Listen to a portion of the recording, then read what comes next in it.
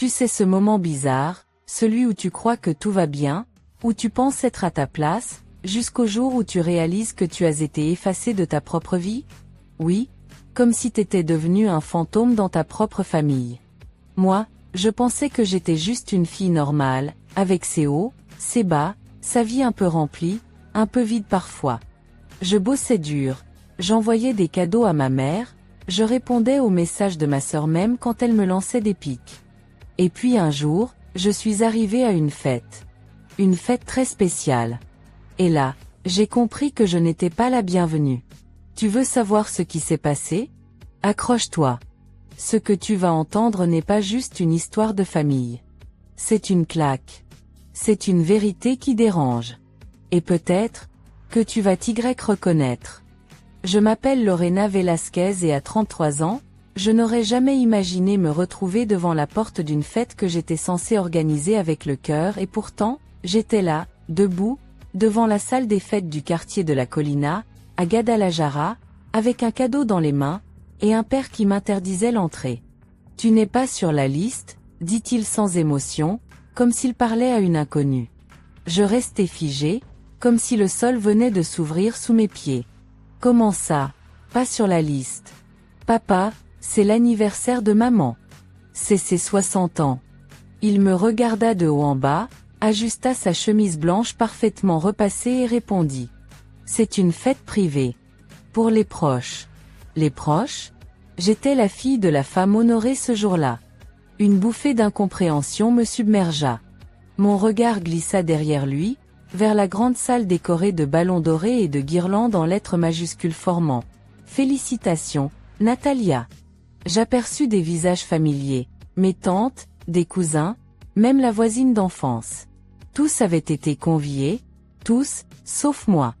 Et puis, comme si l'univers voulait ajouter une couche d'humiliation, elle apparut, Camila, ma sœur cadette, perchée sur ses talons roses, vêtue d'une robe presque identique à celle de maman. Une copie? Un hommage? Non. Une prise de pouvoir. Elle s'approcha, un sourire perfide aux lèvres. Lorena, je croyais que tu étais à une conférence à Cancun. C'est ce que tu m'as dit, non? J'ai pris un vol ce matin, j'ai tout organisé pour être là. Maman m'a dit au téléphone que je pouvais venir. Elle haussa les épaules, faussement confuse. C'est étrange, alors. Parce qu'on ne t'a pas prévu. Mon cœur battait à tout rompre. La colère, la honte et la tristesse se mêlaient dans mes veines. C'est une plaisanterie? Dis-je en m'adressant de nouveau à mon père. Tu ne vas pas vraiment me laisser ici dehors? Il détourna le regard. Camila s'est occupée de tout. Elle dit que ce n'est pas une bonne idée. Camila croisa les bras. Après ce que tu as dit à Noël dernier? Tu crois que tout peut être oublié comme ça? Je n'eus même pas le temps de répondre. C'est bon, murmura une voix derrière elle. Laisse-la parler. Un homme s'approcha, les yeux clairs, les cheveux en bataille, mal à l'aise visiblement. Il portait une chemise bleu marine et un air d'excuse sur le visage. Je ne le connaissais pas, enfin, je croyais ne pas le connaître. Je suis Andrés, dit-il, tendant la main. Le compagnon de Camila. J'acceptai sa poignée, surprise. Il me fixa avec une expression étrange, un mélange d'admiration, de trouble et de malaise. Il allait dire quelque chose, mais Camila le coupa net. Pas maintenant, Andrés. Ce n'est pas le moment. Il recula d'un pas, mais ne me quittait pas des yeux. J'aurais pu hurler. Faire une scène. Mais je n'étais pas là pour ça. J'avais acheté un bracelet en jade, exactement comme celui que maman m'avait montré dans une vitrine, 15 ans plus tôt. J'avais fait emballer le tout avec soin. Et maintenant? J'étais là, à l'extérieur, avec ce cadeau dans les mains, comme une idiote. Je regardais mon père une dernière fois. Dis-lui que je suis venue. Que je voulais lui souhaiter un bon anniversaire. Il ne répondit pas. Je tournai les talons. Je ne pleurais pas tout de suite. Je marchais jusqu'au petit parc à côté de la salle. Les enfants jouaient autour de la fontaine. Un vieux couple mangeait des glaces. Personne ne savait que mon cœur était en morceaux. Je sortis mon téléphone, prête à réserver un billet retour pour Monterrey. Mais avant, j'ouvris mes messages. Mon dernier échange avec maman remontait à la semaine passée. Lorena. J'ai réservé mon vol. Hâte de te voir samedi. Natalia. Tu n'aurais pas dû. Mais je serai heureuse de te voir, ma chérie. Alors, pourquoi? Pourquoi ne m'avait-elle pas défendu? Pourquoi n'avait-elle rien dit à papa? À Camilla? Et c'est là qu'Andrés m'envoya un message. Andrés. Peux-tu me rejoindre à la sortie du parc, près du kiosque? Il faut que je te parle. Je mis une minute à réagir. Mais la curiosité fut plus forte. Il était là, assis sur le rebord d'un banc, l'air nerveux. Je suis désolé pour ce qui vient de se passer, dit-il dès que j'arrivai. Ce n'était pas juste. Je hochai lentement la tête. Alors pourquoi tu ne dis rien? Tu es avec elle, toi aussi? Il hésita. Non. Enfin si, je suis avec Camilla, mais je n'approuve pas ce qu'elle fait. Je ne savais pas qu'elle avait interdit à ta mère de t'inviter. Je fronçai les sourcils. Elle a interdit? Oui. Ta mère voulait t'inviter. Elle l'a même dit à plusieurs reprises. Mais Camilla insistait en disant que tu viendrais juste pour faire ton show, que tu allais créer des problèmes, que tu allais encore te plaindre. Je me sentis glacée. Ce n'est pas vrai. Je voulais juste lui faire plaisir. Je travaille beaucoup, c'est vrai. Mais jamais je n'ai coupé les liens. C'est elles qui m'ont laissé de côté. Andrés me fixa avec intensité. Je te crois. D'ailleurs, je t'ai reconnu tout de suite. Je clignai des yeux, confuse. Comment ça? Je travaille chez Digital Nova, à Monterrey. Depuis 2 mois. Service développement produit. Je reculai d'un pas, bouche bée. Tu travailles chez moi? Il acquiesça, presque embarrassé. Pas directement sous tes ordres. Mais j'ai vu ton nom dans les réunions, entendu parler de toi. Tu es respecté. Très. Même admiré. Et en t'écoutant tout à l'heure, j'ai compris que l'image que Camilla a de toi, elle est complètement faussée. Je restai un instant muette, les idées en vrac. Andrés, le petit copain de Camilla, travaillait dans ma boîte. Il savait qui j'étais. Et il voyait maintenant les fissures de cette façade que Camilla s'était acharnée à construire autour de moi. Et tu comptes lui dire? Soufflai-je. Il prit une grande inspiration. Je ne sais pas. Mais j'ai besoin de temps pour réfléchir à ce que je ressens. Tu veux dire que tu remets en question votre relation? Il ne répondit pas. Mais son silence disait tout. Je rentrai à l'hôtel en taxi, sans demander mon reste. J'avais réservé une chambre, au cas où la fête se terminerait tard. Ironique, non? J'ouvris le minibar, pris une bouteille d'eau pétillante et me laissai tomber sur le lit. Mon esprit revivait les moments d'enfance. Le jour où maman m'avait fait un gâteau toute seule, parce que mes camarades ne m'avaient pas invité à leur fête. Le jour où elle avait encadré mon diplôme de 2e place au concours de sciences, alors que Camilla avait gagné encore un autre trophée. Le jour où elle avait pris ma défense quand papa disait que j'étais trop sensible. Où était cette mère-là? Où s'était-elle cachée? Est-ce que Camilla l'avait éloignée de moi petit à petit? Était-elle malade? Fatiguée? Ou simplement dépassée par la force de caractère de ma sœur? Je pris une décision. Le lendemain, j'irai voir maman. Directement. Sans passer par Camilla, ni papa. Juste elle et moi. Je devais savoir. Même si la vérité me faisait mal. Le lendemain matin, je me rendis chez mes parents. Je sonnai. Personne. J'allais rebrousser chemin quand la porte s'ouvrit lentement. Lorena? C'était elle. Ma mère. En robe de chambre rose, les cheveux attachés en chignon flou, les yeux fatigués mais brillants. Maman. Elle s'approcha lentement. Elle hésita un instant. Puis elle me prit dans ses bras. J'en perdis presque l'équilibre. Je croyais que tu n'étais pas venu. On m'a dit que je n'étais pas invité. Elle recula, le visage décomposé. Qui t'a dit ça? Papa. Camilla. Elle porta une main à sa bouche. Non. Non, je leur ai dit que je voulais te voir. Que c'était important pour moi. Je lui montrai le bracelet. Je l'ai acheté pour toi. Je me souviens que tu l'adorais, dans la vitrine de la boutique de Guanajuato. Ses yeux se remplirent de larmes. Tu t'en souviens? Je me souviens de tout ce qui comptait, maman. Elle me serra contre elle. Et dans ce moment suspendu, j'ai su que quelque chose avait changé. Il y aurait encore des batailles à venir. Mais je n'étais plus seule. Et, quelque part, je venais de franchir une porte invisible. Une porte que ma sœur avait essayé de verrouiller. Mais l'amour finit toujours par trouver un double des clés. Le lundi matin, Lorena retourna à Monterrey avec une sensation étrange dans la poitrine, ni victoire, ni défaite. Juste cette tension flottante, comme une corde entre elle et sa famille, tendue à craquer, mais pas encore rompue. Elle avait passé les dernières heures de son séjour à parler doucement avec sa mère dans le jardin, entourée de bougainvilliers fatigués.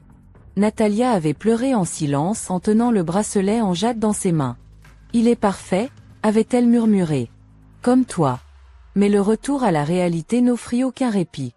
Dès que Lorena entra dans les bureaux de Digital Nova, son regard croisa celui d'Andrés, qui sortait de l'ascenseur, une pile de documents sous le bras. Il s'arrêta net. « Tu es revenu. »« Je travaille ici », répondit-elle calmement, bien qu'un sourire nerveux lui échappât. « Tu peux. Tu as 2 minutes ?» demanda-t-il. Elle acquiesça. Ils se dirigèrent vers la petite salle de repos du 6e étage, vide à cette heure. Andrés posa les documents sur la table et s'assit, mains jointes. « J'ai réfléchi à tout ça. À ce que Camilla a dit de toi, à ce que j'ai vu avec mes propres yeux. » Lorena s'appuya contre le mur, bras croisés. « Hé ! Elle t'a trahi, dit-il sans détour. Il n'y a pas d'autre mot. Elle t'a volontairement effacé de la fête, de la maison, de votre mère. » Lorena baissa les yeux. « Tu lui en as parlé ?» Il hocha la tête lentement. « Hier soir. Je lui ai dit que ce qu'elle avait fait était cruel. Elle m'a accusé de me ranger de ton côté. De t'admirer plus que je ne l'aimais, même. Et est-ce que c'est vrai ?» Andrés resta silencieux une seconde de trop. « Ce n'est pas aussi simple. Camilla est brillante, elle est forte, mais aussi terriblement insécurisée. Elle vit dans une comparaison constante avec toi. » Lorena soupira. « C'est ironique. C'est moi qui me suis toujours sentie invisible. » Il la fixa. « Tu l'étais. Pour eux. Pas parce que tu n'étais pas assez, mais parce que tu ne rentrais pas dans le moule. Tu étais différente. Ambitieuse. Tu leur faisais peur. » Elle s'approcha, se laissant tomber sur une chaise en face de lui. « Je ne comprends pas pourquoi ma mère n'a pas vu tout ça plus tôt. Ta mère est fragile, dit-il doucement. Je l'ai observée. Elle oublie des choses. Elle hésite. Camilla a pris le contrôle de beaucoup d'aspects de sa vie, y compris son agenda, ses médicaments. » Lorena sentit un frisson lui parcourir le dos. « Médicaments ? De quoi tu parles ? » Elle m'a dit que Natalia avait commencé un traitement léger pour des troubles de mémoire. Rien de grave, selon elle. Mais elle refuse que quiconque en dehors de la famille immédiate le sache. « Et moi, je suis quoi ? Une étrangère ?» souffla Lorena, les mâchoires serrées. « Camilla t'a retiré de l'équation. Petit à petit. À Noël, elle a dit à ta mère que tu avais dit qu'elle n'était plus lucide. Ça l'a blessée. » Lorena se redressa, outrée. « Mais je n'ai jamais dit ça. Je te crois, » murmura-t-il. Mais elle a cru Camilla. Parce que Camilla était là, tous les jours. Et toi, tu étais à des kilomètres. Lorena sentit sa gorge se nouer. Je ne pouvais pas être là physiquement, mais j'ai toujours répondu. J'ai envoyé des cadeaux, des messages, j'ai proposé qu'on vienne me voir.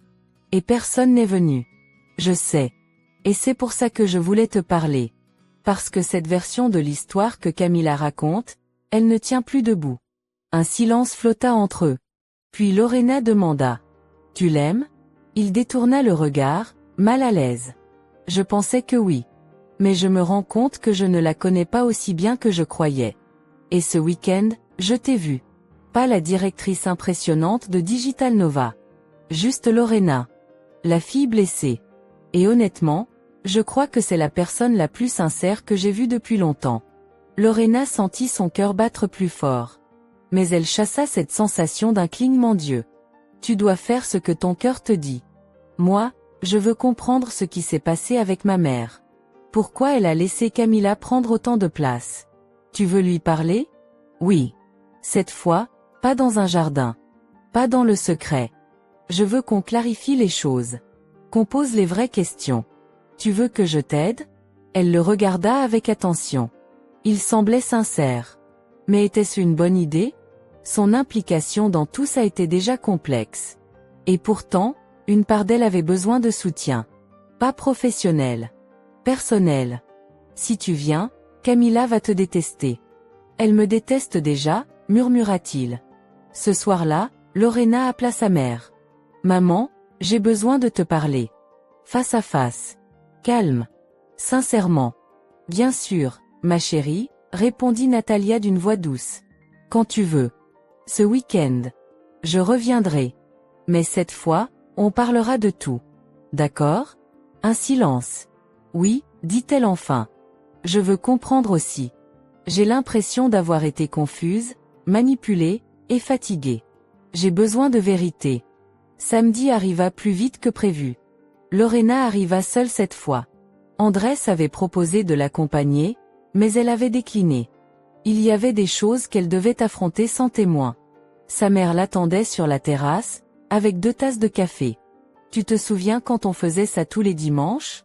demanda-t-elle en souriant tristement. « Je m'en souviens », répondit Lorena. « C'était notre rituel. Jusqu'à ce que Camilla décide que j'étais trop occupée pour ça. » Elles échangèrent un regard lourd de sens. « Est-ce que tu te souviens de ce que je t'ai dit quand tu as gagné ce concours de sciences ?» Natalia ferma les yeux un instant. « Ce n'est pas la place qui compte. C'est l'effort. » Exactement. Tu avais encadré mon diplôme. Papa l'a enlevé. Je l'ai gardé. Dans mon tiroir de chevet. Je sais. Natalia soupira. Camilla me disait souvent que tu nous oubliais. Que tu étais partie pour de bon. Et moi, je la croyais. Parce qu'elle était là, présente. Et toi, tu étais juste sur l'écran. Mais j'étais là. Tous les jours. Et tu ne répondais plus. Natalia leva les yeux, plein de larmes. Je suis désolée, Lorena. Je t'ai laissé partir. Et je n'ai pas vu que c'était Camilla qui construisait ce mur entre nous. Pourquoi? Parce qu'elle avait peur. Peur de ne plus être au centre. Elle voulait ton amour, et elle voulait être la seule à l'avoir. Lorena sentit son cœur se briser. Et moi? J'ai passé 10 ans à croire que j'étais la mauvaise fille. Natalia se leva, s'approcha et prit les mains de sa fille. Tu ne l'as jamais été. Tu as juste pris un autre chemin. À ce moment précis, la porte d'entrée claqua. Camilla entra, surprise de voir Lorena assise là. Ah! Elle est revenue. Natalia se redressa. Camilla. On parle. Parfait. Parce que moi aussi, j'ai des choses à dire. Lorena serra la mâchoire. C'est le moment. Et pour la première fois depuis des années, les 3 femmes Villard se retrouvèrent face à face, sans mensonge, sans écran, sans façade. Prête, ou non, à tout remettre à plat. Tu es sérieuse? Lança Camilla, en posant son sac violemment sur le canapé. Très, répondit Lorena, assise droite, les mains croisées sur ses genoux. Et maman te laisse juste revenir ici, comme si rien ne s'était passé? Assez, dit Natalia d'un ton sec, plus ferme qu'à l'habitude. On va arrêter de prétendre. Camilla plissa les yeux, surprise par le ton de leur mère. Elle s'assit sans élégance, les bras croisés, la mâchoire serrée. C'était la première fois depuis longtemps que l'air était aussi épais entre elles. Natalia regarda ses 2 filles. Il est temps qu'on parle. Vraiment. Sans détour. Sans théâtre. Sans s'interrompre. Silence. Même Camilla n'osa rien dire. Lorena est venue à la fête, continua Natalia. Et elle n'a pas pu entrer. Vous m'aviez dit qu'elle ne venait pas. Pourquoi? Parce qu'elle ne devait pas venir, répondit Camilla, glaciale. On s'était mise d'accord. Non, toi tu as décidé ça, répliqua Lorena. Moi, j'avais dit que je venais. Maman était d'accord. C'est toi qui as menti. Je ne voulais pas que tu viennes pour créer un drame, se défendit Camilla. Comme à Noël. Lorena rit nerveusement. À Noël? Tu veux dire quand tu m'as traité de carriériste égoïste devant toute la famille? Et que j'ai répondu, calmement, que j'avais bâti ma vie par moi-même. Natalia leva la main. J'ai été absente, dit-elle. Pas physiquement, mais émotionnellement. Je l'admets. J'ai laissé Camilla prendre les rênes. Je pensais que c'était plus simple. Je ne voyais pas que ça te blessait, Lorena. Et toi, Camilla? Demanda Lorena. Pourquoi tu voulais que je sois effacée? C'était pas suffisant d'avoir papa, les tantes, tout le monde dans ta poche? Il fallait aussi que maman me voie comme un fantôme? Camilla détourna le regard. Parce que tu me volais tout. Depuis qu'on est petite. Moi? S'étrangla Lorena. Tu as toujours été la préférée. Les meilleures notes, les félicitations, les regards fiers. Moi, j'étais juste celle du milieu. Invisible. Tu crois que c'était facile? Répliqua Camilla, la voix tremblante. Toujours devoir être parfaite? Toujours devoir compenser ton absence? Quand maman pleurait parce que tu n'appelais plus, c'était moi qui la consolais. Je n'appelais plus parce qu'elle ne répondait plus. Et je croyais que c'était elle qui m'évitait. Natalia mit les deux mains sur la table. C'était moi, oui, mais influencée. Confuse. Il faut que tu saches, Lorena. Je suis malade. Pas gravement. Mais je perds la mémoire. Et j'ai eu des moments, de flou. Et Camilla a tout géré. Les médicaments, les rendez-vous. Je me suis appuyée sur elle. Lorena la regarda, abasourdie. Tu ne m'as rien dit? Parce qu'on ne voulait pas t'inquiéter, murmura Camilla. Non, corrigea Natalia. Parce que tu m'as convaincu que Lorena ne comprendrait pas. Que ce n'était pas son monde. Et j'ai laissé faire. Et je m'en veux. Camilla serra les dents, mais son regard commença à trembler. Je ne voulais pas te perdre, dit-elle à leur mère. Et je croyais que si elle revenait, tu allais la préférer. Comme toujours. Ce n'est pas une compétition, souffla Lorena. Je ne suis pas revenue pour te voler quoi que ce soit. Je suis venue parce que, maman me manque. Parce que cette famille me manque. Même après tout ce que j'ai enduré. Un silence retomba. Natalia ferma les yeux un moment.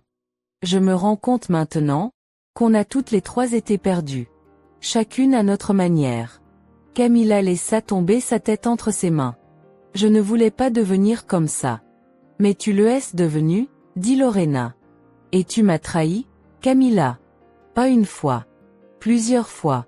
Tu as raconté à tout le monde que j'avais tourné le dos à la famille. Tu as isolé maman. Tu m'as effacé des photos, des messages, de leurs pensées. Et pourtant, dit doucement Camilla, tu es là. Toujours là. Parce que je ne suis pas comme toi, répliqua Lorena. Je ne coupe pas les liens dès qu'ils deviennent inconfortables. Camilla éclata en larmes. J'étais jalouse. Voilà. Je le dis. Même si tout le monde me voyait comme la fille parfaite, c'est toi qu'ils admiraient. Toi, la grande, l'indépendante, celle qui a réussi sans eux. J'avais l'impression que, même à distance, tu brillais plus fort que moi. Lorena s'adoucit. Et moi j'enviais que tu sois là. Que tu puisses encore manger le dîner du dimanche avec eux. Que tu connaisses leurs petites habitudes. Moi, j'avais le silence au bout du téléphone. Natalia prit les mains de ses filles. Peut-être qu'on peut recommencer. Ce ne sera pas simple. Mais je ne veux plus qu'on vive dans le mensonge. Tu vas mieux? Demanda Lorena. Oui. Avec le bon traitement, les bons médecins. Mais ce n'est pas stable. Camilla m'aide. Et je veux que toi aussi, tu fasses partie de cette aide. Pas comme l'autre fille. Mais comme ma fille. Mon égale. Lorena essuya une larme qui coulait sans bruit. Alors il faut qu'on pose des règles. Plus de secrets. Plus de décisions à ma place. D'accord, dit Natalia. À une condition. Laquelle? Tu reviens. Plus souvent. Pas seulement quand il y a un conflit. Promis. Camilla releva la tête. Moi aussi, je veux changer. Je vais voir quelqu'un. Un thérapeute. J'ai déjà pris rendez-vous. Lorena sourit pour la première fois. C'est un bon début. Natalia les regarda, les yeux brillants. Mes deux filles. Enfin réunies. Et cette fois, pour de vrai. 3 jours plus tard, Lorena reçut un message inattendu sur son portable. Un numéro inconnu. Elle l'ouvrit. De Andrés. Je pense à toi. Et à ce que tu as eu le courage d'affronter. Si jamais tu veux parler, ou juste marcher dans un parc, je suis là. Lorena fixa l'écran, le cœur un peu plus léger. Ce n'était que le début. Mais cette fois, elle avançait sans avoir peur du vide. Il faisait lourd ce jour-là, comme si l'air lui-même voulait l'empêcher d'avancer. Lorena s'arrêtait à chaque coin de rue, relisant mentalement les phrases qu'elle avait préparées. Ce n'était pas une réunion d'affaires. Pas une conférence. C'était bien pire, une conversation avec son père. Depuis des années, Don Esteban Velasquez se tenait à distance, toujours poli, mais froid. Inébranlable dans ses jugements, parfois cassant, souvent absent. Il n'avait jamais levé la voix, non. Mais son silence parlait plus fort que n'importe quelle dispute. Et maintenant, Lorena allait l'affronter. Elle inspira profondément et frappa à la porte de la maison familiale. C'est lui qui ouvrit. Il resta figé un instant, surpris, la main encore sur la poignée. « Lorena » dit-il simplement. « Bonjour, papa. » Il la laissa entrer sans un mot de plus. Elle sentit immédiatement la tension dans l'air. Camila n'était pas là.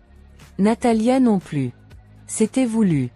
Dans le salon, les souvenirs l'assaillirent, le fauteuil où elle lisait, la photo de famille accrochée au mur, cette même photo d'il y a 20 ans, où elle apparaissait en retrait, floue, comme un figurant dans sa propre vie. « Assieds-toi », proposa Esteban. Elle obéit. Il s'installa en face d'elle, les bras croisés. « Ta mère m'a dit que tu voulais parler. »« Oui. C'est important. »« Très bien. Je t'écoute. » Elle le regarda dans les yeux. « Pourquoi tu m'as laissé dehors, le jour de l'anniversaire ?» Il ne répondit pas tout de suite. Il semblait peser ses mots. « Tu étais venu sans prévenir. Après tout ce qui s'était passé à Noël, j'avais parlé à maman. Elle m'attendait. Tu le savais. J'ai suivi les décisions de Camila, dit-il enfin. Elle avait tout organisé. Tu as suivi ses décisions ou tu les as imposées avec elle. Parce que c'est toi qui m'as dit, tu n'es pas sur la liste. » Il ferma les yeux un instant. Je pensais que c'était mieux ainsi. Pour qui? Demanda-t-elle, la voix tremblante. Pour maman, qui s'est réveillée le lendemain sans même savoir que j'étais venue. Pour moi, qui suis partie sans l'avoir vue. Ou pour Camila, qui a pris toute la place. Esteban soupira profondément, le regard tourné vers la fenêtre. Tu étais toujours en mouvement. Toujours ailleurs. Une fille brillante, oui, mais difficile à suivre. Et Camila, elle était là. Présente. Elle s'occupait de tout. Parce que j'étais loin, tu as décidé que je ne comptais plus. Il la fixa. Ce n'est pas que tu ne comptais plus, Lorena. C'est que tu nous rendais la tâche compliquée. Tu veux dire que je vous dérangeais. Il détourna le regard. Elle se leva, la gorge nouée. Je voulais juste que tu me voies. Tu comprends? Pas comme une obligation, pas comme un cas à part. Juste comme ta fille. Il resta silencieux. Elle s'approcha de la bibliothèque et fit glisser un livre. Un carnet tomba. Un vieux carnet brun, à la couverture de cuir usé. Elle le ramassa, intriguée. C'est ta maman? Esteban haussa les épaules. Probablement. Elle écrivait souvent avant. Lorena l'ouvrit, par curiosité. À l'intérieur, des pages écrites à la main. Certaines froissées, d'autres tachées. Et là, au milieu d'un paragraphe, une phrase la fit s'arrêter. Lorena a gagné une médaille de bronze aujourd'hui. Elle était si fière, et moi aussi. Esteban n'a pas semblé remarquer. Je crois qu'il ne comprend pas cette fille. Moi, je l'admire. Lorena sentit une larme monter. Elle écrivait sur moi. Elle tourna encore quelques pages. Une autre phrase. Camila a tendance à se comparer tout le temps à Lorena. Il faut que je sois plus prudente. Je dois protéger leurs différences, et ne pas nourrir la rivalité. Elle releva les yeux vers son père, les mains tremblantes. Tu savais qu'elle écrivait tout ça? Qu'elle me comprenait, même en silence? Il semblait bouleversé. Non. Je ne savais pas. Alors maintenant, tu sais. Tu sais que j'étais là. Que j'ai compté. Même si personne ne voulait le voir. Elle lui tendit le carnet. Il le prit comme s'il pesait une tonne. J'ai fait des erreurs, admit-il. J'ai peut-être été injuste avec toi. Ce peut-être aurait pu la faire hurler. Mais elle le laissa passer. Parce que c'était la première fissure dans l'armure. Papa, je ne te demande pas d'être parfait. Je ne l'ai jamais demandé. Mais je veux qu'on arrête de m'effacer. Il hocha la tête, lentement. D'accord. Et si un jour maman ne se souvient plus de tout ça, ajouta Lorena, la voix brisée, je veux qu'au moins toi, tu te souviennes. Et que tu me racontes à elle. Comme j'étais vraiment. Il ferma les yeux. Quand il les rouvrit, ils étaient humides. Tu as ma parole. Le lendemain, Lorena se retrouva dans un café du centre avec Andrés. Comment s'est passée la discussion? Demanda-t-il. Étrangement bien. Il n'a pas nié. Il a reconnu, un peu à sa manière, qu'il avait été dur. Distant. Et tu te sens comment? Comme si j'existais à nouveau, souffla-t-elle. Andrés lui sourit. Tu sais que tout le monde au bureau te respecte énormément. Mais c'est seulement maintenant que je comprends pourquoi. Pourquoi? Parce que tu ne fuis pas. Tu affrontes. Tu tombes, mais tu reviens. Et tu n'as pas peur de dire, je veux qu'on me voie. Elle le regarda, touchée. Merci, Andrés. Ça compte beaucoup pour moi. Je voulais te dire quelque chose, aussi, dit-il en hésitant. Camila et moi, on a décidé de faire une pause. Lorena le regarda, surprise. Je suis désolée. Ce n'est pas de ta faute. C'était inévitable. Elle a besoin de se reconstruire. Et moi, de comprendre ce que je ressens vraiment. Et tu sais ce que tu ressens? Il la regarda droit dans les yeux. Que je veux continuer à te voir. Pas comme collègue. Mais comme toi. Elle sourit. Pas un sourire de surprise. Un sourire de vérité. De possibilité. On peut essayer. Lentement. Lentement, c'est bien, murmura-t-il. Ce soir-là, Lorena rentra chez elle et sortit une boîte de souvenirs. Photos d'enfance, lettres, objets oubliés. Elle y ajouta une copie du carnet de sa mère. Puis, sur un petit papier, elle écrivit. Aujourd'hui, j'ai cessé d'être invisible. Aujourd'hui, j'ai commencé à exister pour moi. Elle rangea le tout et ferma la boîte. Ce n'était pas la fin de l'histoire. Mais c'était la fin de l'effacement. Et le début, enfin, de sa vraie place. L'annonce arriva un mardi matin, sous forme d'un simple message vocal de Natalia. Ma chérie, j'organise un petit déjeuner familial ce dimanche, rien de grandiose, juste la famille proche. J'aimerais que tu viennes. C'est important. Lorena mit une bonne minute avant de réagir. Ce n'était pas dans les habitudes de sa mère d'organiser quoi que ce soit sans passer par Camila. Et ce n'était certainement pas dans ses habitudes de demander quelque chose aussi clairement. Elle rappela aussitôt. Maman? C'est moi. Bien sûr que je viens. Tu es sûre que c'est ce que tu veux? Plus sûre que jamais, répondit Natalia. Il est temps que chacun entende ce qu'il doit entendre. De ma bouche. Lorena sentit un frisson de prémonition lui courir le long de l'échine. Le dimanche, elle arriva en avance. Elle portait une robe fluide couleur crème, élégante mais discrète. Pas pour impressionner. Pour être elle-même. À l'intérieur de la maison familiale, tout était en place. La grande table dans le salon, les tasses alignées, les petits pains faits maison. Camila était là, bien sûr, déjà assise, en train d'ajuster une assiette comme si sa vie en dépendait. Elle leva les yeux quand Lorena entra, mais ne dit rien. Natalia arriva peu après, radieuse dans une tunique turquoise. « Mes filles, dit-elle avec un sourire. Merci d'être là. » Le reste des invités suivit. Esteban, plus silencieux que jamais. Quelques tantes, Tio Emilio, cousin Massia, tia Rosa, la voisine lourde. Et même oncle Arturo, que Lorena n'avait pas vu depuis le lycée. Lorena s'assit à côté de sa mère. Camilla resta à l'opposé. Il n'y avait pas de musique. Juste ce silence doux et épais, plein d'anticipation. Natalia se leva, posant ses mains sur le dossier de sa chaise. Je voudrais dire quelques mots avant que nous commencions. Tous les regards se tournèrent vers elle. Je vous ai réunis aujourd'hui parce que, ces derniers temps, j'ai réalisé que beaucoup de choses dans cette famille ont été dites à ma place. Et que certaines vérités n'ont jamais été clarifiées. Oncle Emilio se redressa légèrement. Tia Rosa fronça les sourcils. Pendant des années, dit Natalia, j'ai laissé les non-dits s'installer. Les malentendus grandir.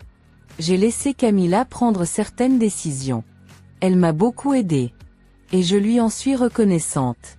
Camilla sourit timidement. Mais j'ai aussi laissé ma fille aînée, Lorena, être mise de côté. Et je ne peux plus l'accepter. Un murmure parcourut la pièce. Camilla se figea. Lorena n'a jamais tourné le dos à sa famille, continua Natalia. C'est moi, et nous, qui avons cessé de lui tendre la main. Elle a réussi seule, oui, mais cela ne veut pas dire qu'elle ne nous aimait pas. Qu'elle ne voulait pas faire partie de notre vie. Camilla prit la parole, la voix tremblante. Maman, ce n'est pas le moment de faire de cette réunion un tribunal. Non, interrompit Natalia doucement. C'est le moment de faire la paix. Et la paix commence par la vérité. Elle regarda les invités. Il y a quelques semaines, Lorena est venue à mon anniversaire. Elle a été arrêtée à la porte. Refusée. Par nous. Et tout ça à cause de rumeurs, de soupçons, de peur. Un silence. Natalia respira profondément. J'ai relu mon vieux carnet récemment. Et je me suis souvenu de la petite fille que Lorena était. Discrète, brillante, différente. Je ne l'ai pas assez protégée. Et je ne veux pas quitter cette vie car je ne suis pas éternelle, sans réparer ce que je peux. Camilla se leva brusquement. Tu me fais passer pour la méchante. J'ai juste voulu t'aider. C'est moi qui suis restée. Et je t'en remercie, dit Natalia. Mais aider quelqu'un ne donne pas le droit d'effacer quelqu'un d'autre. Un murmure d'assentiment parcourut la salle. Camilla chancela. Esteban posa une main sur son épaule, mais elle la repoussa. Tu ne comprends pas, maman. Elle a toujours été celle qu'on admirait, même de loin. Et moi, je n'étais que celle qui est restée. Je voulais juste exister. Lorena se leva alors, la voix calme. Et moi, je voulais juste rentrer chez moi. Camilla la regarda, et quelque chose se brisa dans ses yeux. Elle s'effondra sur sa chaise et murmura. Je suis désolée. Un silence sacré s'installa. C'était peut-être la première fois qu'un vrai pardon flottait entre elles. Pas le genre mécanique, fait par devoir. Un pardon vrai. Humain. Fragile. Natalia sourit à ses filles. Voilà. Ça, c'est notre vraie famille. Pas celle des apparences, mais celle du cœur. L'après-midi, après le départ des invités, Lorena aida sa mère à ranger les tasses. Tu as été si courageuse, dit-elle en essuyant les assiettes. Pas aussi courageuse que toi, répondit Natalia. Tu as tenu debout quand tout le monde te regardait tomber. Lorena sourit. Tu m'as appris à être forte. Même quand tu ne me le disais pas avec des mots. Et tu m'as appris qu'une mère ne doit jamais cesser d'écouter, murmura Natalia. Même quand elle croit déjà tout savoir. Dehors, le soleil commençait à descendre, projetant de longues ombres sur le sol. Dans le silence du jardin, Camilla apparut. Lorena. Oui. Je vais vraiment aller en thérapie. Pas pour toi. Pour moi. Parce que je ne veux plus être celle qui détruit ce qu'elle aime. Lorena hocha la tête. Je serai là, si tu veux qu'on parle. Pas tout de suite. Mais, un jour. Et pour la première fois depuis longtemps, il n'y avait plus de guerre dans leurs yeux. Seulement deux femmes abîmées, prêtes à reconstruire quelque chose. Lentement. Le lendemain, Lorena reçut un email inattendu. Le PDG de Digital Nova la convoquait pour discuter d'un poste de direction internationale. Elle s'assit, son cœur battant fort. Elle relut les dernières lignes du message. Vos qualités de leader ne passent pas inaperçues. Mais c'est votre intégrité et votre humanité qui font toute la différence. Elle regarda le ciel par la fenêtre. Ce cœur qu'elle croyait invisible battait plus fort que jamais. Le mercredi suivant, Lorena reçut un message de sa mère. Samedi, je participerai à la journée des familles à la bibliothèque municipale. Ils m'ont invité à témoigner. Tu veux venir avec moi? Ce fut presque surréaliste. Natalia, invitée pour parler en public, elle qui avait toujours préféré les cuisines aux scènes? Et pourtant, Lorena n'hésita pas. Bien sûr que je viens, maman. Elle ne savait pas encore que cette journée allait tout bouleverser encore. Le samedi matin, la bibliothèque était animée, décorée de rubans et de fleurs en papier. Une petite estrade avait été montée au centre de la salle principale. Des chaises étaient alignées face à la scène, où se relayaient des mères, des pères, des grands-parents, venus raconter des anecdotes de famille, lire des lettres ou simplement partager un moment de vie. Natalia, élégante dans une robe violette et un châle brodé à la main, serrait sa fiche de notes comme si sa vie en dépendait. « Tu es sûre ?» murmura Lorena. « Je suis nerveuse, admit-elle. Mais j'ai besoin de dire les choses. Pour moi. Pour vous. » Elles prirent place au premier rang. Quelques minutes plus tard, une bénévole annonça. Madame Natalia Velasquez va maintenant nous lire un extrait de son journal personnel, accompagné d'un message pour ses filles. Les regards se tournèrent. Lorena sentit les battements de son cœur dans sa gorge. Natalia monta sur l'estrade, seule. Micro en main. Calme. Solide. Elle déplia sa feuille, et d'une voix claire, elle lut. Aujourd'hui, j'ai rêvé de mes filles. Pas comme elles sont maintenant, mais comme elles étaient. Deux petites filles aux yeux pleins de questions. Camilla, toujours près de moi, toujours soucieuse de bien faire. Lorena, toujours ailleurs, la tête dans les étoiles, mais le cœur près du mien. Un murmure d'émotion traversa la salle. Je n'ai pas toujours su les aimer comme elles en avaient besoin. J'ai voulu les protéger l'une de l'autre. J'ai cru bien faire. Mais en réalité, j'ai dressé un mur entre elles. Et j'ai laissé le silence grandir là où il fallait tendre la main. Lorena sentit ses yeux picoter. Natalia releva la tête. Aujourd'hui, je ne veux plus que mes erreurs deviennent leur héritage. Je veux dire devant vous tous. J'ai une fille que j'ai vue tous les jours, et une autre que j'ai oubliée à distance. Camilla m'a soignée, accompagnée. Lorena m'a soutenue même en silence. Je suis fière d'elle. Des deux. Mais je suis désolée, profondément désolée, d'avoir laissé l'une croire qu'elle ne comptait pas. Un silence absolu régna. Puis un applaudissement. Puis un autre. Et toute la salle se leva. Lorena, les larmes coulant sur ses joues, se leva aussi. Natalia descendit de scène et la prit dans ses bras. « Merci », murmura Lorena. « Merci de m'avoir vue. »« Je t'ai toujours vue », dit Natalia, la voix brisée. « J'avais juste perdu mes lunettes du cœur. » Mais ce moment de grâce allait être brisé quelques heures plus tard.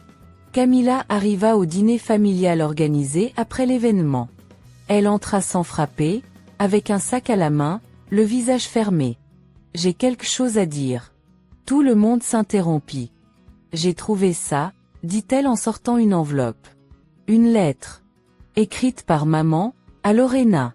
Elle date d'il y a 5 ans. Elle ne lui a jamais été envoyée. Lorena la regarda, stupéfaite. « Où l'as-tu trouvée ?»« Dans un vieux tiroir. » Elle était cachée derrière un album photo. Natalia se leva aussitôt. « Camilla. »« Non, maman, » dit-elle calmement. « Je crois qu'il faut que Lorena entende ce que tu avais à lui dire. Même si c'était il y a des années. » Elle tendit la lettre. Lorena hésita, puis l'ouvrit. La voix de Natalia s'éleva alors, douce mais tremblante. « Ma Lorena, tu es loin et pourtant si présente dans mes pensées. Parfois, je regarde les étoiles en me demandant si tu les regardes aussi. Je sais que je n'ai pas été assez pour toi.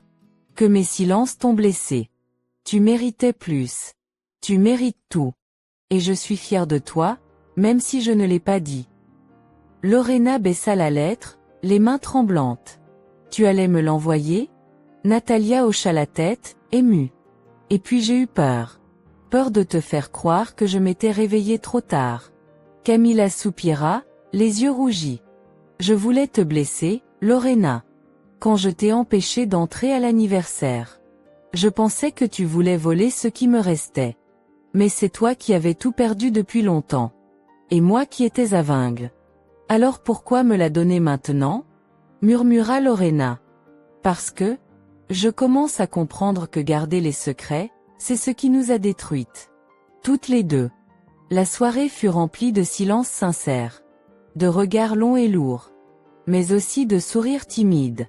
Et de mains effleurées. D'excuses qu'on ne sait pas encore formuler, mais qu'on tente malgré tout. En quittant la maison, Esteban tapota l'épaule de Lorena. « Tu reviens bientôt ?» demanda-t-il, mal à l'aise. « Si vous me laissez entrer, » répondit-elle avec un sourire doux. « La porte sera ouverte. » Elle n'avait pas besoin de plus. Elle savait qu'il ne dirait jamais « je t'aime » à haute voix. Mais c'était sa façon à lui. Sur le chemin du retour, elle reçut un message d'Andrés. « Tu m'impressionnes. Toujours. Tu es lumière dans une maison longtemps sombre. » Elle répondit simplement. « La lumière, on la fabrique à deux. » Et elle appuya sur envoyer, le cœur battant. 2 mois avaient passé depuis le discours de Natalia à la bibliothèque, et la lettre retrouvée par Camilla. 2 mois de petits silences réparateurs, de rendez-vous de thérapie, de messages simples comme tu me manques ou tu veux qu'on prenne un café. Lorena n'avait jamais vécu sa famille ainsi. Elle ne la reconnaissait presque pas et pourtant, elle l'acceptait comme on accepte un printemps timide après un hiver trop long. Elle était retournée à Monterrey, mais cette fois, elle partait en sachant que des ponts existaient. Que sa chambre d'enfance avait été nettoyée, réorganisée non pas pour l'effacer, mais pour l'accueillir à nouveau. Un matin de mai, elle reçut un appel du service RH de Digital Nova. « Bonjour, Madame Velasquez. Nous vous appelons concernant le poste de directrice régionale pour l'Amérique latine. Votre nom a été proposé par le conseil d'administration. » « Pardon ?» répéta-t-elle, abasourdie. La PDG a souligné que votre leadership émotionnel et votre capacité à résoudre des conflits complexes faisaient de vous la candidate idéale. Lorena se leva, la main sur le cœur. Elle repensa à tout, aux humiliations, au silence, aux réconciliations. Et maintenant, ça. J'accepte, dit-elle simplement. Quelques jours plus tard, elle prit l'avion pour Guadalajara. Pas pour réparer quoi que ce soit cette fois, elle venait célébrer. C'était un dîner intime. Natalia, Esteban, Camilla, et Andrés. Oui, Andrés.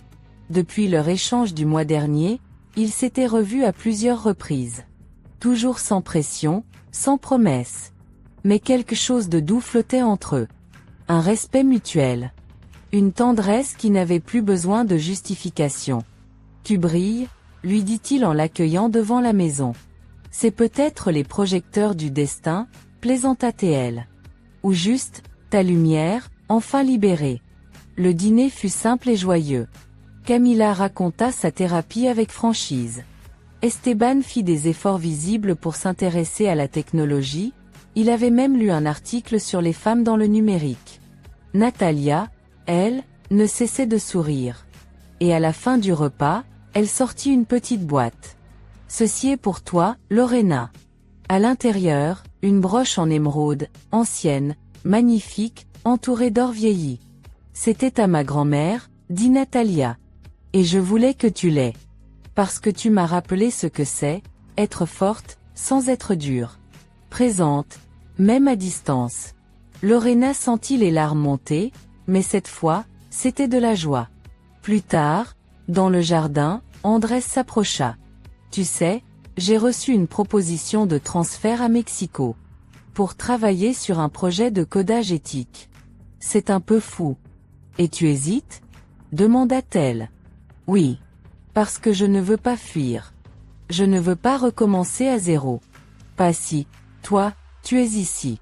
Lorena le fixa, doucement. Je suis partout maintenant. Parce que je suis enfin entière. Il sourit.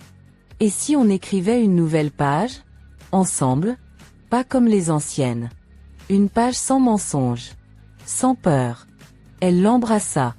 Simplement. Comme une promesse non écrite, mais profondément ressentie. Quelques semaines plus tard, Lorena reçut une lettre par courrier. Manuscrite. Soigneusement pliée. Chère Lorena, tu es la preuve que parfois, on doit s'éloigner pour mieux revenir. Tu m'as montré que l'amour ne se crie pas toujours, parfois, il se construit. Pas à pas. Merci de m'avoir attendu. Maman. Elle l'a relue 3 fois. Puis elle rangea la lettre dans la boîte où elle avait déjà mis la copie du carnet, et la première lettre jamais envoyée. Elle ajouta une étiquette dessus. Ma vérité. Mon départ. Mon retour. Le jour de sa prise de poste comme directrice régionale, elle monta sur scène pour donner un court discours devant toute l'équipe. Elle avait répété un texte formel. Mais à l'instant d'ouvrir la bouche, elle changea tout. Je suis ici grâce à mon travail, bien sûr. Mais surtout, je suis ici parce que j'ai appris que les compétences ne suffisent pas. Il faut aussi le courage d'être soi. Et d'affronter ceux qui nous aiment, même quand ça fait mal. Je ne suis pas seulement la professionnelle que vous voyez. Je suis la fille qu'on a oubliée. Et qui a décidé de revenir, malgré tout. La salle se leva pour l'applaudir. Et à cet instant, elle le sut. Elle n'était plus une pièce manquante dans une maison incomplète. Elle était le cœur battant de sa propre histoire. Et voilà. L'histoire de Lorena Velasquez, longtemps effacée, oubliée, réduite au silence dans sa propre famille, est arrivée à sa fin. Une fin douce amère, mais surtout, une fin pleine d'espoir. Parce que parfois, ce n'est pas la victoire éclatante qui guérit les blessures anciennes, mais les petits gestes, une lettre retrouvée, une broche offerte, un regard enfin sincère. Pendant longtemps, Lorena a cru que le problème, c'était elle. Sa distance. Son ambition. Sa différence. Elle a tenté de se fondre, de plaire, de compenser. Et puis, quand elle n'a plus su comment se faire aimer, elle a préféré s'éloigner. Elle a construit une vie solide, respectable, admirable même. Mais au fond d'elle, un vide persistait. Le vide laissé par une table où son assiette manquait. Par une conversation téléphonique sans réponse. Par un regard paternel qui passait à travers elle comme si elle n'existait pas. Ce vide, elle a appris à le porter comme un sac invisible. Mais l'absence, même silencieuse, finit par peser plus lourd que n'importe quelle critique. Et pourtant, au milieu de cette douleur, Lorena n'a pas cédé à la rancune. Elle aurait pu tourner le dos. Se dire que sa famille n'en valait pas la peine. Que leurs absences et leurs jugements étaient impardonnables. Mais elle a choisi un autre chemin. Un chemin bien plus difficile. Celui du pardon. De la confrontation honnête. De la vulnérabilité. Et ce choix, mes amis, est l'une des leçons les plus puissantes de toute cette histoire. Parce qu'on parle souvent de courage comme s'il fallait une armure. Mais parfois, le vrai courage, c'est d'enlever cette armure. De se présenter fragile, les mains nues, avec le cœur qui bat trop fort. Lorena l'a fait. Elle a osé revenir. Osé poser la question la plus redoutée. Est-ce que je compte encore pour vous? Et cette question a agi comme un électrochoc. Elle a révélé les failles, les peurs, les rancunes non dites. Et derrière ces masques, il y avait des cœurs aussi brisés que le sien. Camila, sa sœur, n'était pas une méchante. Elle était juste une fille perdue dans le rôle de celle qui reste, celle qui gère, celle qui compense. Elle aussi, elle voulait exister. Être aimée. Elle s'est battue pour garder sa place, et dans sa peur, elle a effacé sa sœur. Mais la vérité, c'est qu'aucune lumière n'éteint une autre. Elles brillent mieux ensemble. Natalia, la mère, était fatiguée. Malade. Confuse. Mais pas indifférente. Elle aimait ses filles. Mal, parfois. De travers. Mais son amour était réel. Il fallait juste qu'elle retrouve sa voix. Et elle l'a fait. En public. Avec une sincérité bouleversante. Elle a reconnu ses erreurs. Et dans ce geste, elle a tendu la main non seulement à Lorena, mais à toute une génération de mères silencieuses qui pensent encore que l'amour se démontre uniquement par les gestes et non par les mots. Et Esteban, le père, figure froide et distante, a lui aussi évolué. À sa manière. Avec pudeur. Sans grand discours. Mais avec des actes. Une main sur l'épaule. Une promesse de ne plus refermer la porte. Pour lui, c'était peut-être le plus grand pas de sa vie. Et vous? Que retenez-vous de cette histoire? Est-ce que vous vous êtes déjà senti comme Lorena? Ignorée par ceux qui auraient dû vous aimer en premier? Avez-vous connu cette douleur d'être exclu d'une table, d'un groupe, d'un cœur? Ou peut-être avez-vous été, sans le vouloir, un peu comme Camilla, dans la peur de perdre votre place, vous avez fait mal à quelqu'un d'autre? Ou peut-être encore, comme Natalia, avez-vous laissé le silence construire des murs au lieu de ponts? Si cette histoire vous a touché, je vous invite à mettre un like, à vous abonner à cette chaîne et à activer la cloche, parce que d'autres histoires comme celle-ci arrivent. Des histoires vraies, émouvantes, humaines. Et si vous avez vécu quelque chose de similaire, n'hésitez pas à écrire votre témoignage en commentaire. Vous ne savez pas à quel point vos mots peuvent aider quelqu'un d'autre à se sentir moins seul. Mais au-delà de cette histoire familiale, il y a une autre vérité plus grande, plus profonde, plus universelle encore. Une vérité qui traverse les siècles et les cultures. Une vérité écrite dans un seul verset de la Bible. Le plus connu, peut-être. Et pourtant, souvent oublié dans sa puissance. Jean 3h16 dit ceci. Car Dieu a tant aimé le monde qu'il a donné son Fils unique, afin que quiconque croit en lui ne périsse pas mais ait la vie éternelle. Laissez-moi vous le redire lentement. Dieu a tant aimé le monde. Pas une partie du monde. Pas seulement les gens bons, ou parfaits, ou pieux. Le monde. Avec ses blessures. Ses haines. Ses trahisons. Ses Lorena, ses Camilla, ses Natalia, ses Esteban. Le monde, tel qu'il est. Et vous, tel que vous êtes. Il vous a aimé tellement, au point de donner son propre Fils. Il n'a pas envoyé un ange, ni un prophète, ni une simple parole. Il a envoyé Jésus-Christ, son propre Fils, pour venir nous chercher, nous, qui étions perdus dans nos blessures, dans nos silences, dans nos fautes. Pourquoi? Parce que nous étions séparés de lui. Comme Lorena l'a été de sa famille. Parce que notre péché, ce qui nous éloigne de l'amour parfait, nous a coupés de cette relation. Et Dieu n'a pas supporté de nous voir loin de lui. Alors, il a fait le plus grand geste d'amour de l'histoire. Il a permis que son Fils vive sur cette terre, connaisse notre douleur, notre rejet, notre trahison, notre solitude. Jésus a pleuré, Jésus a été rejeté, Jésus a été trahi. Il sait ce que vous ressentez. Et il a accepté de mourir. Pour vous. Pour vos fautes. Pour les miennes. Et le verset ne s'arrête pas là. Il dit. Afin que quiconque croit en lui ne périsse pas, mais qu'il ait la vie éternelle. Quiconque. Pas seulement les bons. Pas ceux qui vont à l'église depuis 20 ans. Quiconque. Cela veut dire vous. Peu importe votre passé. Peu importe vos blessures. Peu importe ce que les autres ont dit de vous ou ce que vous avez dit à vous-même. Il suffit de croire en lui. De reconnaître que vous avez besoin de pardon. Que vous ne pouvez pas tout réparer tout seul. Et de dire, Seigneur Jésus, je crois en toi. Je te reçois. Sauve-moi. C'est tout. C'est si simple, et si grand. Et quand vous le faites, vous n'êtes plus un oublié. Vous êtes un enfant de Dieu. Adopté. Accueilli. Pardonné. Aimé. Il vous prépare une place. Il vous restaure. Et il vous donne une nouvelle identité. Lorena a dû traverser un désert de silence pour retrouver son nom dans sa propre famille. Mais avec Dieu, vous n'avez pas à attendre que quelqu'un vous valide.